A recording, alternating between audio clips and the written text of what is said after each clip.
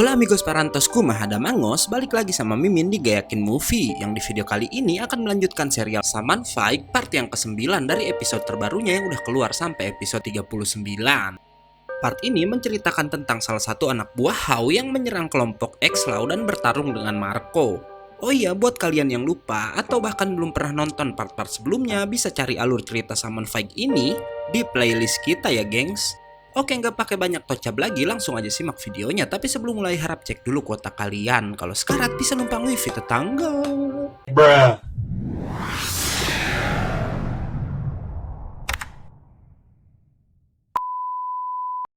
Part 9 ini dimulai dengan Yoh dan Manta yang sedang berbincang tentang kehebatan kelompok Gandara karena berhasil menang pada pertarungan Saman Fight. Gak lama Ryu datang dan berkata jika Gandara emang hebat, terlebih ketua mereka yang bernama Sati. Bahkan Ryu bilang mungkin aja Sati itu lebih kuat dari Hao, tapi tiba-tiba anak buah Hao yang bernama Opacho muncul di tempat itu juga. Ryu langsung berlari ke arah Opacho karena ingin menjadikan anak itu sandra, namun ia malah dihajar oleh Oversoul milik si Opacho. Opacho lalu berkata kalau kedatangannya adalah untuk menyampaikan pesan Hao yang meminta Yoh kembali mengikuti Saman Fight. Dan jika Yoh menolak, Hao mengancam akan menghancurkan Golem bersama dengan Red Shape dan juga Seiram. Opacho lalu ikut bersama Yoh karena Hao mengutusnya untuk mengawasi kembarannya itu. Di sana, Yoh berkata ia nggak mau menarik kata-katanya yang mundur dari Saman Fight, terlebih jika ia kembali, kelompok X-Law pasti akan sangat marah. Namun di sisi lain, ia bingung dengan ancaman Hao. Dan Ana bilang jika Yoh harus mengikuti perasaan dan kata hatinya aja. Yoh pun lalu berjalan-jalan dengan Amidamaru. Di sana bukan hanya bingung memikirkan kembali ke Saman Fight atau enggak, Yoh juga memikirkan tentang kekuatannya. Yang menurut Yoh ia masih lemah, bahkan bisa dikalahkan oleh Golem.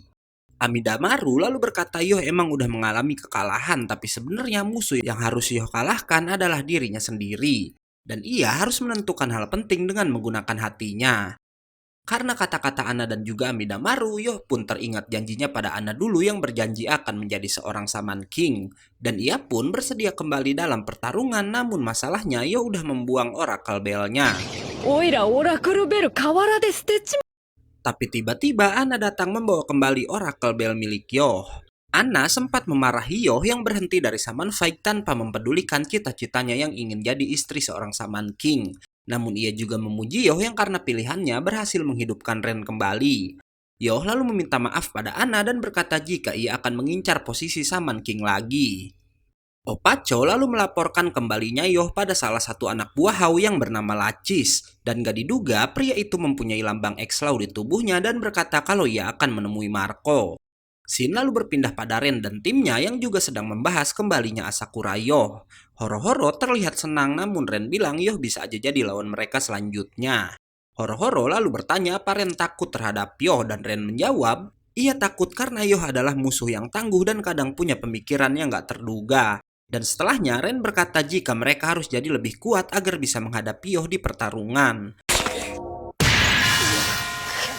Sementara itu, Yoh sendiri mendatangi markas X-Law untuk memberitahu keputusannya yang akan kembali ke Saman Fight. Bahkan, ia rela melawan Maiden agar X-Law memaafkannya. Tapi Marco dan beberapa anggota X-Law yang marah malah menyerang Yoh walau semua serangan itu bisa dihindari. Melihat itu, Marco berkata kalau Yoh udah berkembang dengan sangat cepat dan sekarang ia menjadi ancaman dan harus dilenyapkan. Marco mencoba memperkuat serangannya, namun Yoh berhasil menebas kekuatan malaikat milik Marco. Yang ternyata Yoh membawa dua roh suci milik ayahnya untuk menghadapi X-Law. Selanjutnya, dengan kekuatannya sendiri, Yoh langsung menyerang kapal X-Law dan berhadapan langsung dengan Marco. Tapi pertarungan keduanya terhenti karena Lacis udah tiba di sana. Ia langsung berkata kedatangannya ke sana untuk menghancurkan organisasi nggak berguna yang dulu udah ia ciptakan. Lacis pun lalu meminta izin pada Yoh untuk membantunya dan karena itu Marco mengira jika Yoh dan kelompok Hao udah bekerja sama. Lacis langsung menunjukkan kekuatannya dan bisa menghancurkan malaikat-malaikat X-Law dengan sangat mudah. Marco lalu memberitahu jika Lacis Russo adalah pendiri X-Law yang menggunakan malaikat permulaan bernama Lucifer. Hingga akhirnya ia dan Lacis pun beradu kekuatan.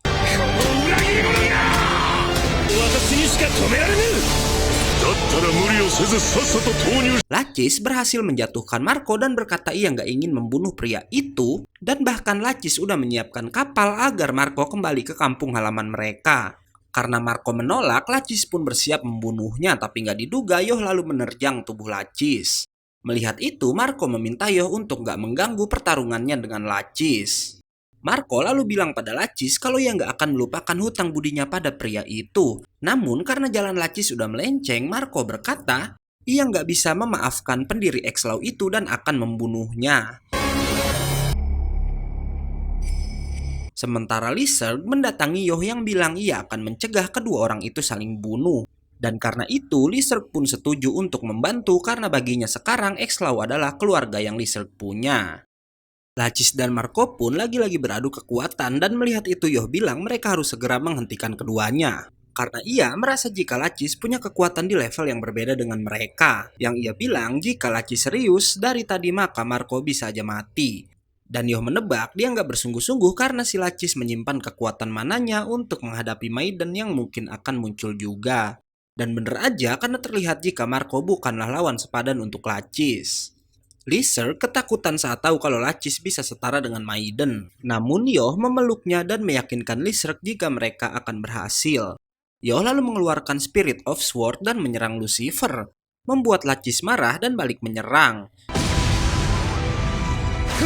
Yoh pun bisa tertangkap, namun saat akan dihabisi nggak diduga Maiden akhirnya muncul menyelamatkan Yoh.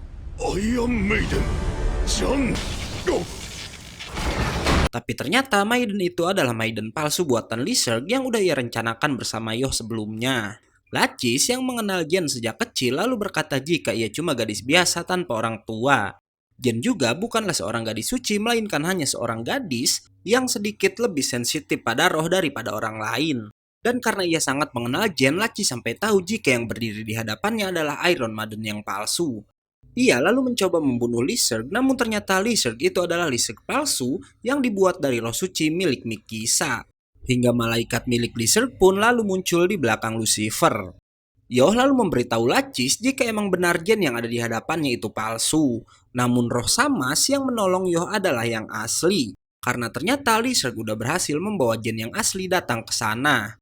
Lizard lalu menebas Lucifer membuat penggunanya auto kalah juga. Setelah berhasil mengalahkan Lacis, Yoh dan Lizard berbincang tentang Jen yang Lacis bilang hanyalah gadis biasa. Marco lalu bangkit dan membenarkan hal itu. Ia pun mengaku jika dirinya hanya seorang penjual mobil biasa bersama dengan Lacis sampai Hao muncul dan menghabisi semua yang Marco punya. Dan karena itu ia bersama Lacis mendirikan X-Law untuk membunuh Hao. Marco lalu mencoba bunuh diri karena katanya X-Law udah nggak ada lagi. Namun Jen kemudian menghentikan Marco. Jen lalu berkata nggak penting jika ia dan Marco bukanlah makhluk spesial. Karena dunia ini tetap membutuhkan hukum. Dan karena kata-kata Jen itu, Marco merasa bangga karena udah membesarkan seorang gadis suci. Keesokan harinya, Yoh mengajak semua X-Law bahkan Lacis makan bersama di penginapannya. Anggota X-Law yang tersisa marah pada Marco karena mereka udah merasa ditipu setelah tahu kalau Jen hanyalah gadis biasa. Namun Jen bisa menyadarkan mereka semua dan berkata jika X-Law yang baru udah terlahir. Yoh lalu mengatakan sesuatu yang membuat sebagian besar mereka yang ada di sana kesal. Di mana Yoh bilang kalau pemenang Saman Fight udah jelas yang gak lain adalah Hao karena ia punya mana sebesar 1,25 juta dan gak mungkin ada yang bisa menandinginya. Tapi ternyata Yoh punya rencana di balik semua itu karena ia udah diberitahu Silpa jika pemenang Saman Fight harus menjalani ritual sampai mereka mati suri sebelum mereka masuk ke dalam Great Spirit, dan saat itulah kesempatan mereka bisa menyerang Hao. Lacis lalu berkata kalau Hao udah menduga akan hal itu. Lagi pula untuk menyentuh Saman King mereka harus mengalahkan 10 pets yang menjaga karena emang itulah tugas mereka. Bahkan selain suku pets mereka juga harus melewati semua anak buah Hao. Anna lalu memberitahu jika nggak semua Saman bisa mendekati Great Spirit dan hanya 4 tim yang lolos sampai semifinal lah yang akan memegang kuncinya. Dan karena itu mereka harus tetap mengikuti pertarungan. Esok harinya giliran tim Ren yang bertarung dengan sebuah tim bernama Muyoh yang adalah salah satu dari kelompok Gandara. Namun Ren berkata ia nggak gentar karena pertarungan sebenarnya adalah setelah mengalahkan tim Muyoh yaitu melawan tim Yoh. Ren menyuruh Horo dan Koko mundur sementara ia lalu menyerang seorang diri.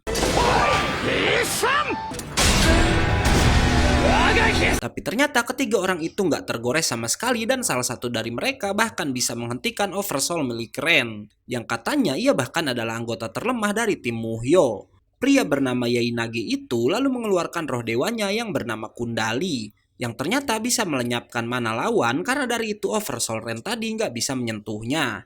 Ia akhirnya meminta kedua temannya turun karena ingin berduel dengan Ren. Dan Ren lalu bilang jika Yainage hanyalah batu loncatan untuknya dan part 9 pun selesai.